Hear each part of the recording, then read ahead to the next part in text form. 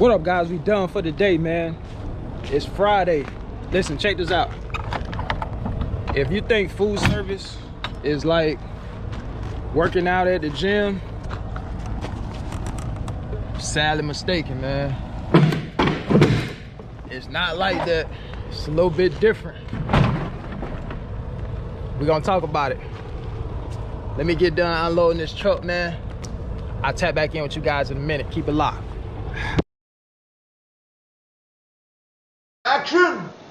What up, guys? I'm back with another video. And by the way, shout out to GFS, man. All my GFS peers out there, salute to each and every one of you guys. All my other food service drivers out there, salute. Hey, check this out. First and foremost, I just want to say to all you guys that have been sending me those video requests, wanting me to cover different trucking jobs out there, different opportunities, I appreciate it. I actually have my next 2 videos lined up. I just got to chop them up and upload. So I will be talking about 2 companies that I haven't talked about yet, so I'm excited about that. Going forward, I plan on talking about, you know, other companies, not necessarily just food service. Like I've mentioned in previous videos, man, I just feel like there are a lot of trucking channels out there that's geared towards over-the-road trucking jobs and over-the-road truck drivers. But I don't see, there's not a lot of YouTube channels that are specifically talking about, you know, local, regional jobs out there. You know what I mean? Local and regional, excuse me. And so I just want to shine the light on the different opportunities that may be available out there, particularly for some of the new people, new CDL holders just getting into the game. You guys may not be aware. Some of you may feel like you have to go over the road to get experience. Some of you guys may, you know, not know that you can actually stay local and get a local gig. So, you know, that's what I'm here for, man. I'm just here to shine a light, be a vessel, and just share the information with you guys. Definitely ask questions in the comments. I think the comment section is amazing. So, new guys, and even if you're not new, pay attention to the comments. A lot of time there's a lot of wisdom and a lot of knowledge within the comment section, man. So don't neglect paying attention to some of those comments. Sift through the comments and just find the ones that are valuable and something that you can take from it and go with it. You guys see the topic of today's video, man. I was actually asked by a subscriber if I could make a detailed video on why I left beer delivery. All right, so that's what today's video is going to be about. So without further ado, man, let me go ahead and dive into it. Let me just say this about beer delivery, man. You know, the beer company that hired me, I gotta say, man, I definitely appreciate the opportunity. I definitely learned a lot from that particular job, and to give a person like me with 0 experience the chance and, you know, risk hiring me as a new CDL driver, man, you know, I'm super grateful and appreciative of that opportunity, man. So regardless of how I feel and how I felt about that job, they gave me an opportunity. And as a new CDL driver, you know, that's all you can ask for. You know what I'm saying? Everybody got to start from somewhere as a new CDL driver. You know, your path may be different from mine. You may not start doing touch freight. You may go over the road. But at the end of the day, everybody has to start somewhere when you don't have experience. And so I'm just grateful for the opportunity, man. It didn't work out for me personally. I know beverage, there's a lot of guys that watch the channel that are in beverage, whether they, you know, on the soda side or the beer side. There's a lot of beverage drivers that watch the channel, and a lot of you guys enjoy working for your respective companies, and you know, that's all that matters, man, at the end of the day. So I'm definitely not here to really make it sound like beverage is just such a negative thing, right?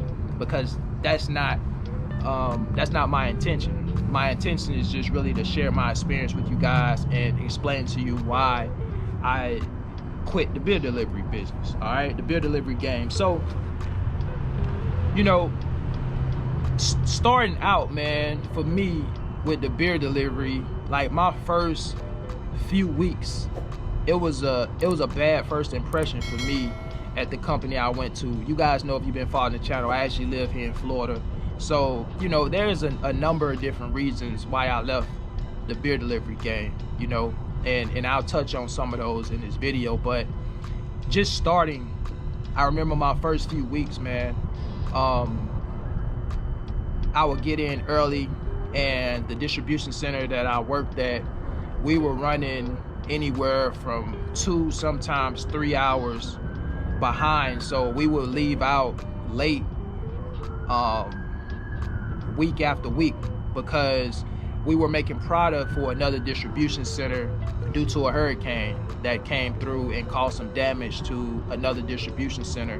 So we were making product, and I say making product, you guys know, you know, basically putting together, you know, beer and beverage and stuff like that for another distribution center. So by doing that, it actually pushed our distribution center behind, and so we felt it, man. You know, all the drivers, like I said, man, we were starting our routes late. So for me coming in, having to deal with that, going out late, starting late, and then coming back late, it just wasn't a good, and it wasn't a good first impression out the gate, right? But my mindset going in, let me just talk about that a little bit. My mindset going in as a new CDL driver working for this beer company was that, look, I want to put my time in, get some experience under my belt, and then I'm gonna pivot and make another move. Because initially I wanted to go straight into food service once I got my CDL license. Like, that was my plan going in. I wanted to go work for Cisco, right? After I talked to a Cisco driver prior to me getting my CDL license and just doing a little research on food service in general and looking at the money that they made, I already knew my plan was to go into food service. That was the plan. I used to tell my peers, some of my classmates, I used to tell them, look, I'm staying local, I'm going into food service. Food service drivers make X amount of dollars, they make good money, I'm going into food service. So that was my plan, you know what I mean? Oftentimes things doesn't go as planned, so you know, you have to make adjustments, and you have to change the plan sometimes. And sometimes you may have to, you know, take a different path to get to your final destination. But, you know, as long as the destination is still the same, there's always different ways to get there. And so I just felt like I'ma stick it out. This company hired me, and actually I had already accepted a job with the beer company, but I have applied for Coke as well. Cisco I applied to. I also applied to Cheney Brothers, and Cisco never called. Cheney Brothers did call. I actually had an interview with Cheney Brothers, but when I got to the interview, the transportation manager said he thought I had CDL experience already, but I didn't have any CDL experience. And he told me that, you know, he would give me an opportunity. He said what he could possibly do is put me with a seasoned driver and ride with him for a year, you know, kind of drive and get experience, and then kind of cut me loose on my own. But that never happened after the interview. Like, he never called me back or anything like that, so that didn't work out, right? And so again, I had already accepted the beer job, and Coke had called me literally right after the interview with the beer company. And I ended up telling Coke, after speaking to the recruiter, she was really nice, by the way, really nice lady. And I had told her, after I asked her some questions about Coke and the pay and all of that, I decided, you know, that I was gonna stay and give the beer company a try. But I did tell her, or actually, as a matter of fact, she was like, look, if it doesn't work out for you at the beer company, please come back. I'll interview you and give you an opportunity, right? She's like, please come back, call me back. This is exactly what she said. She said, if it doesn't work out, give me a call back and I'll get you in here for an interview, right? So she was extremely nice, man. But I end up going to beer, like I said, and giving beer a try. And what's crazy is the person that was training me at the beer company, he was quitting. And so you can look at that as a sign, as a red flag or whatever. It was a young guy. He told me he had been there for a year already. This is what I'm gonna say about getting trained by somebody that's quitting. I think it's a bad idea, right? Or at least it can be. And that's why a lot of companies out there, they have designated driver trainers, right? They have people that are, their job, their responsibility is to train new hires. Even at my location here at GFS, any new driver that comes on board, my manager puts them with one of our senior drivers. He trains like all the new drivers. They stick them with him. I've been with GFS now almost 4 years, and we've never had a new hire get trained by somebody that was quitting. You know what I'm saying? And most companies are set up like that for obvious reasons and for good reasons, right? You don't necessarily want to put a new hire with somebody that's quitting, especially if they're quitting on, I wouldn't say bad terms, but if they're not like resigning. I feel like it's a difference between resigning and quitting. You know what I'm saying? And I just don't think it's a good idea to put a new driver with somebody that's quitting, because, you know, if they had a bad experience, you're gonna hear all about it as a new driver, and you don't really want that type of, you know, negative energy and those type of, you know, things planted in your mind so early, because then you're gonna have your own perception in your head based on what this individual is telling you without even giving the company a fair shot, if that makes sense. And so I just personally don't think it's a good idea for somebody that's quitting to be calling or to be training a new hire. But that's just my personal opinion. But to get back to beer, man, it was one of the toughest jobs I ever had in my life. You know what I mean? To me personally, and I've said this in previous videos, working doing beer delivery was way harder than food service, in my personal opinion. Now, there are a lot of people out there that's gonna disagree with me. Some have already disagreed with me in the past on, you know, previous videos with me making that statement, but that, I'm just telling you guys my personal experience, right? My personal experience. I've never worked that hard in my life, man, doing beer. You know what I'm saying? I was working 12 to 14 hour days. It was tough. And to make it worse, the pay was terrible, right? The money, I live in Florida. Most of you guys know that. I don't know if I mentioned that earlier, but most of you guys that's been following the channel, you guys already know that. I live in Florida, and where I am, the pay for truck drivers in general isn't that great. But, you know, when you simplify it down to like beverage, you know, it's terrible. Like, I was making $1,500 every 2 weeks. And, you know, with GFS now, I make that and some in a week. You know what I'm saying? And so the pay was terrible and the work was extremely hard. It definitely wasn't worth it, in my opinion. And, you know, some people feel the same way about food service, but to me, it just wasn't worth it, man. It wasn't worth it. What made it worth it was the fact that in the back of my mind, like I said, I knew that I was doing it for a reason. And I was looking at the bigger picture, and that was to get the experience under my belt. Like, you know, I already knew I was gonna be making a move. So again, my intentions were to do it for a period of time and get out of there. You know, the plan was to do it 6 months to a year. And at the 4-month mark, I was ready to get out of there, man. And so at that time, well, let me go back and give you guys some more reasons why I left. So number one, like I said, it's one of the toughest jobs I ever had in my life.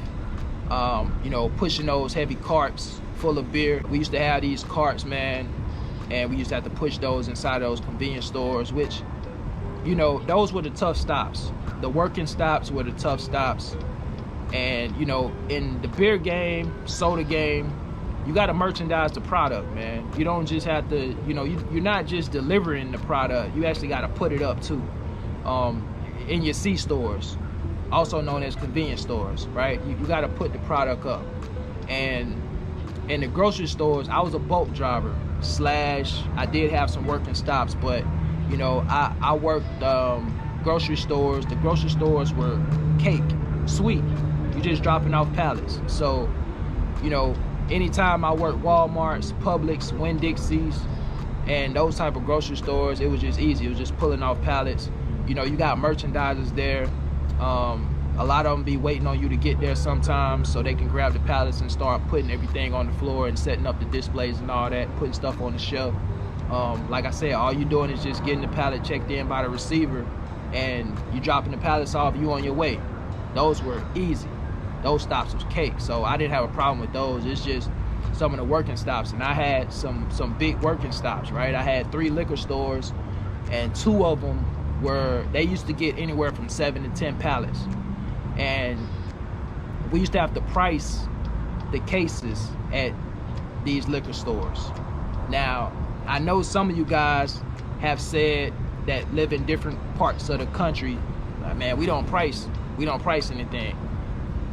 That's cool if you don't, but I'm just telling you from my experience and these accounts that I had, we had to price the cases, man. I used to hate that stop. Although, actually, two out of the 3 stops I used to hate, because 2 out of the 3, like I said, they used to get anywhere from 7 to 10 pallets. The pallets, I used to have to put the pallets like outside in the parking lot, so when it's hot outside, the sun is beaming on you, it's like no shade. You used to have that pricing gun, putting the prices on these cases, and have to put it up too. And usually they would send merchandisers to help you, and even with, they used to send at least 2 to 3 merchandisers to help out, and it still used to take 2 to 3 hours to get the stop done. And man, I used to hate those stops, man. In my mind, I used to be like, bro, I can't wait till I leave here, man. I can't wait till I leave here. So, you know, I was talking to other drivers, some of the co-workers. All of them was telling me they hated to run that route. They would bring up that account. They was like, oh, you got them. And they would mention the name. And it's like, man, I hate that route. I'm telling you, man, them stops was brutal, man. So yeah, man, I ended up getting out of there, man. Like I said, 4 months. You know, my supervisors was super cool. You know, sometimes when we went out late, he came out to help on the route. He was really cool, man. So the management, I have nothing to say at all bad about the management team there. They were all cool, man. And when I put my 2 weeks notice in, my manager, he understood where I was coming from. I told him straight up, like, bro, like, I gotta find me something else, man. It's just not enough. It's not enough money here, and I got another opportunity, and it's just the best decision to make for the family. And he understood where I was coming from, and it all worked out at the end of the day, man. My situation, to me, it turned out to be a blessing in disguise, man. Like, the opportunities that I was hoping for, they didn't pan out, but the opportunity that worked out, in my mind, it really worked out like it was supposed to work out. You know what I mean? Sometimes our plan isn't the best plan. You know, a lot of times we may want certain things to happen, and come to find out, thank God for those of you that, you know, are believers out there. I feel like sometimes, you know, God will show out in your favor, and he's like, look, I know you wanted this, but this over here is gonna be better than what you want. So let me do my thing and show out over here so I could put you in a better position. And so the doors that I wanted open, he left them closed, but he opened up this door right here, this GFS door, and it turned out to be a blessing, man. You know what I'm saying? You know, now with GFS, been here, like I said, almost 4 years, good company to work for, management team. My management team is great, my co-workers great, and just the overall culture of the company, man. It's a great company to work for, in my personal opinion. And I'm cool where I'm at right now. Well, how long will I be here? Who knows? You know what I mean? I don't have that answer. But right now, I feel like I'm in a good situation, and that's why I haven't left yet. I have all my endorsements other than TWIC. So, you know, I can go other places if I want to. But like I said, and I've said this time and time again, man, for me, it's not all about the money, right? It's not all about the money, man. It's about a lot of other things. I work 40 to 45 hours a week with GFS. I was working 60 to 65 hours a week with the beer company. And I guess that would be the third thing. It was the money, it was the job itself, being how physically demanding it was, but it was also getting paid every 2 weeks, getting paid bi-weekly. I didn't like that either.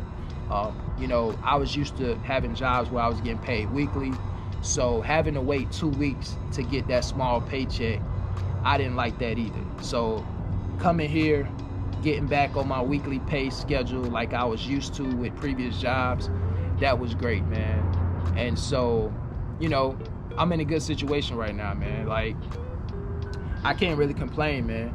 I can't really complain. And I just hope that some of you guys out there that's just getting your CDL license, if you have to go the local route, the touch freight route, the beverage route, the food service route, I just hope it works out for you. Or if you even have to go OTR, or you want to go OTR, whatever it is that you want to do out there, man, do it. You know what I'm saying? Experience for yourself. See how it works for you. If it works, it works. If it don't, it don't. Simple as that. But just don't be discouraged by what others say out there. I wouldn't say don't listen to people out there, because, you know, some people out there really give good advice and really give good suggestions and things of that nature. Be mindful of the people that just kind of spew negativity out there, man. You know what I'm saying? You got to decipher through the positive and the negative. That's all I'm saying, if that makes sense. And so, yeah, man, that's why I quit beer delivery. That's it. That's all I can really think of right now. I think I touched on everything and gave you my reasons for leaving the beer delivery game. Shout out to all the beer delivery drivers out there, all the beverage guys, Coke, Pepsi, whatever company that you work for. Shout out to all you guys out there, man. I got love for everybody out there. And stay tuned into the channel, man. We got more content dropping. Like I said, I'm definitely going to be covering other trucking job opportunities. So you guys just keep it locked, man. All right. Oh, and by the way, I'm sure I'll be back with another video before Thanksgiving, but if not, let me say happy Thanksgiving to each and every one of you out there. I hope you guys have a great Thanksgiving. I actually got to work Saturday this week. My route got pushed back a day due to the Thanksgiving holiday, which is not a problem, right? It happens, you know, every year if it falls the way it falls, which Thanksgiving typically falls on a Thursday, so it kind of always falls that way, which I don't have a problem with. But shout out to all you guys out there, man. I hope you guys be safe over the holidays. And that's about it, guys. I'll catch you guys on the next one. Y'all take care. Peace.